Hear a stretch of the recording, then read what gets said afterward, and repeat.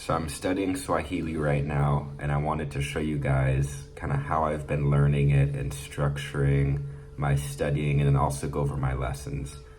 This is gonna be just a video about this in particular, Swahili. So if you're not interested in this, then click off the video, because if that you're not interested in it, it's gonna be pretty boring. But I think it's pretty cool the way that I'm learning, and I'm using a couple different tools and methods. So that's what we're gonna talk about. So I guess the first thing I'll say, I got a little bit of background. I was in Kenya and Uganda, and while I was over there for about 4 weeks, I studied some Swahili, had some very informal short lessons, learning basic greetings and random practical phrases with some people that I was staying with over there, just to help me day to day, getting rides around and getting food in restaurants and in the markets, etc. So I kind of kept practicing that. And then I think I said in one of my earlier videos, there's a woman from Tanzania staying in the same basically hotel that I'm staying in right now, and she agreed to give me some Swahili lessons. So we've had 2 lessons. They're 30 minutes each. We're gonna try to do three or four a week. And in those lessons, we focus on conversation and pronunciation and speaking. And then she gives me new vocabulary. So in the first session, we did all the basic greetings, and hello, how are you? Good morning, good evening, I'm fine, blah, blah, blah, all that. And then I write it down. And for me, learning the pronunciation, because there's a lot of consonants that are next to each other, and so there's sounds in English that we don't make. For me, I need to know how it's spelled so that I can say it, because I'll read it in my mind, or that just really helps me get the repetition down to make sure I'm saying it right. So I have a notebook here, and I just have pages and pages, and lots of times I'm writing stuff over and over to get the repetition, and then I'll read my notebook. I'll go through all the vocab that I know. So just now before recording this, I went through all my notes on Swahili, and just as a refresher, read everything, and then pronounced it, and then said the English translation. So the lessons are good to practice conversation, and it puts the pressure on, right? Because I can have a conversation with myself, but maybe I'm gonna be talking slow. But when she's there and I stutter or I pause, she can just ask again.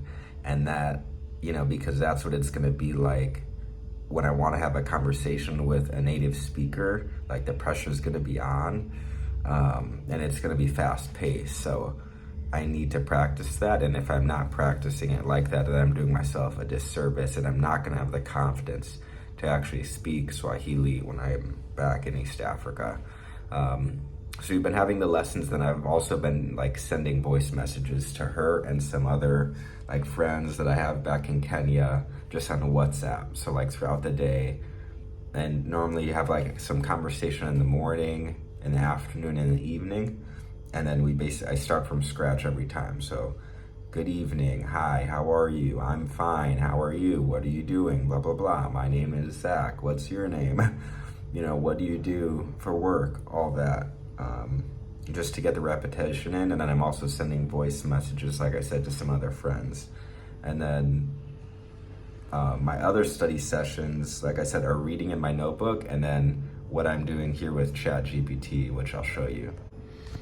So I have this conversation here going with ChatGPT. I started this yesterday, and basically what I did was I imported here all the vocabulary that I know, and then basically said, okay, we're gonna have conversations using the vocabulary that I know, and then occasionally we can introduce new words. And then I said, if you're introducing new words, give English. And so basically we're able to have a conversation, and it's fast paced, and I don't know exactly what chat is gonna say, right? So I would type something in, and then sometimes I would have chat lead the conversation, and other times I would lead the conversation. But again, I would type a message, and as I'm typing it, I would say it, and then chat would put out a reply, I would say it, and then reply. And then we also got into some grammar. So we started talking about like verb form, conjugations, and I started learning like the infinitive form of some verbs, and then conjugating in the present tense. So right now we're just focusing on present tense, but now I'm kind of building a vocabulary of some verbs, and these are like, I asked for 10 common verbs, and then just conjugating them, right, by person and number. So that's gonna help me a lot. And then all those get put back into the conversation, and look, now we're having more conversation here. So that's what the strategy's been. It has been like pretty engaging, which I think is good. So I'm gonna have some more conversation with the computer. And just now I reviewed, I said, okay, let's pull up a list of my my current vocab list, and I just reviewed everything before we started to make sure I had a good understanding, and then also as good review. So we're gonna have some conversation now with the AI bot, and then yeah, just keep getting reps in. I have another lesson tomorrow, so need to be ready. All right, so we started a new conversation. So chat said Mambo Zach, which means hi Zach. So I said Mambo Chat GPT, which means hi Chat GPT. And then I said Ume amkaje asubuhi. Amka is the root verb, and that means basically to wake up. U is the prefix for second person singular, so you. Me is past tense, so you, past tense, wake up. And then I think this ending here, J, is indicating that it's a question. But Ume amkaje, how did you wake up? Asubuhi, this morning, because it's already afternoon. So I wanted to ask, how did you wake up this morning? And then chat said, Ni me amka vizuri. Vizuri as well. Ni is the prefix for first person singular, so I. You is for second person singular, as in you. And then me, again, past tense, amka, woke up. So I woke up well. And I hadn't really seen this version of the word before, so we paused the conversation, and now we went into some basically grammar about this verb.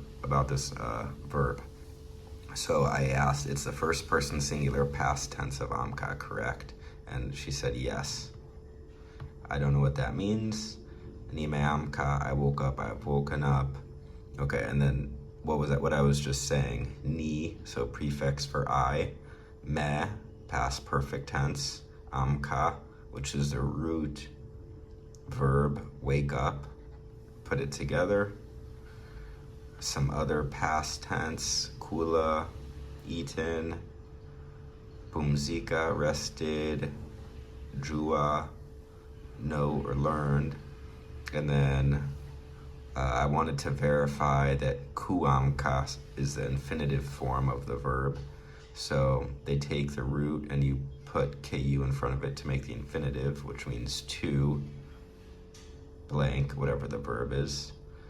And now what I'll do is I'll say add this to my vocabulary, and then we'll continue with the conversation.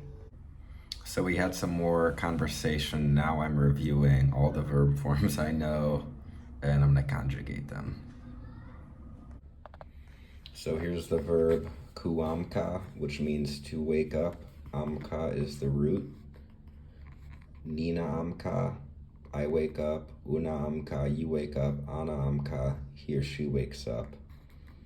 Tuna amka, we wake up. Mna amka, you all wake up. Wana amka, they wake up. This was a fun video to put together. I don't know if I'll do another one like this. Maybe the next thing you'll see in Swahili is like just a full conversation in a month's time, if I'm able to do that. But if you made it this far, give the video a like and subscribe to the channel.